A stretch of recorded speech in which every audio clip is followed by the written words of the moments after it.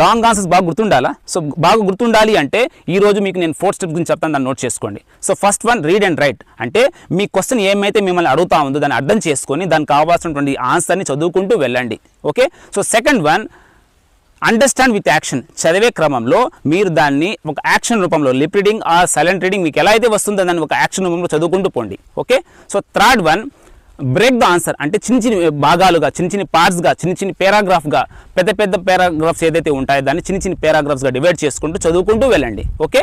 So ఇలా చదివిన దాన్ని ఫైనల్ అంటే రైట్ ద ఆన్సర్. మీరు ఏదైతే చదివి ఉంటారో దాన్ని ఒక పేపర్లో దాన్ని రాసుకోండి. సో రాసుకొని దానిలో మిస్టేక్స్ వెతకండి, దాన్ని అండర్లైన్ చేసుకోండి. సో అండర్లైన్ చేసినటువంటి పార్ట్స్ని, వర్డ్స్ని మీరు మళ్ళీ దాన్ని రీకాల్ చేసుకొని ఒక 2 to 4 టైమ్స్ చదవడం వల్ల ఆ యొక్క క్వశ్చన్ మీకు, ఆ క్వశ్చన్కి సంబంధించినటువంటి ఆన్సర్ బాగా గుర్తుండిపోతుంది అనమాట. సో ఎగ్జామ్లో బాగా రాయగలుగుతారు. Wish you all the best.